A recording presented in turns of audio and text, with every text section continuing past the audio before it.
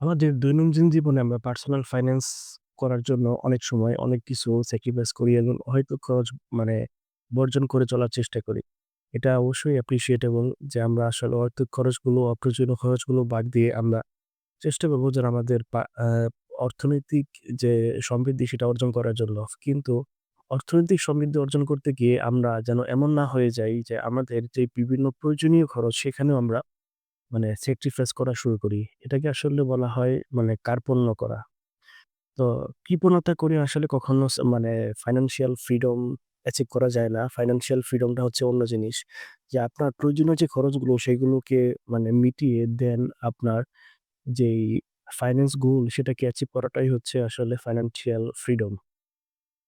তো financial freedom এর জন্য আমাদেরকে ডেফিনিটলি রাইট ওয়ে তে কাজ করতে হবে। যেমন আমরা অনেক সময় টাকা সেভ করার জন্য অনেক সময় সস্তা জিনিস কিনে থাকি। যেমন বিভিন্ন জামাকাপড় হতে পারে বা আমাদের নিত্য প্রয়োজনীয় জিনিস অথবা গাড়ির পার্টস সবকিছুরই ভেরিয়েশন পাওয়া যায়। যেমন একটা গাড়ির পার্টস যেখানে আপনার ৳৪,০০০ দরকার ছিল সেখানে আপনার সেটা ৳২,০০০ কিনে নিলেন। কিন্তু আপনাকে এটা ভাবতে হবে যে ৳৪,০০০ র যে অথেন্টিক এবং সঠিক পার্টসটি সেটা ৳২,০০০ য় কখনোই অবশ্যই পাবেন না।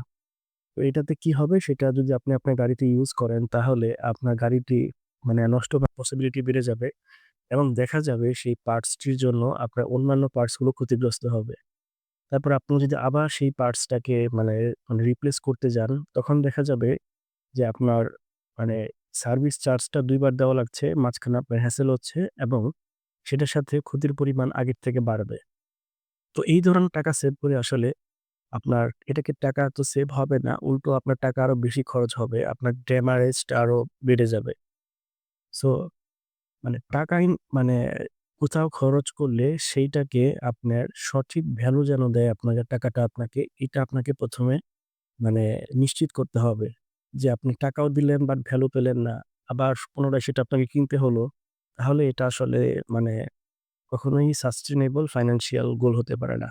তেমন বিভিন্ন এটা আমাদের জামাকাপড়ের ক্ষেত্রেও যে আমরা যদি খুব কম দামি জামাকাপড় কিনি, বেশি ভালো না কিনে আমি বলছি না ভালো আপনার বিভিন্ন ব্র্যান্ডের আপনাকে জামাকাপড় কিনতে হবে। আপনাকে নরমাল যেই জামাকাপড়গুলো আছে কোয়ালিটি ভালো এসব একটু প্রাইস বেশি দিয়ে হলেও কেনা উচিত।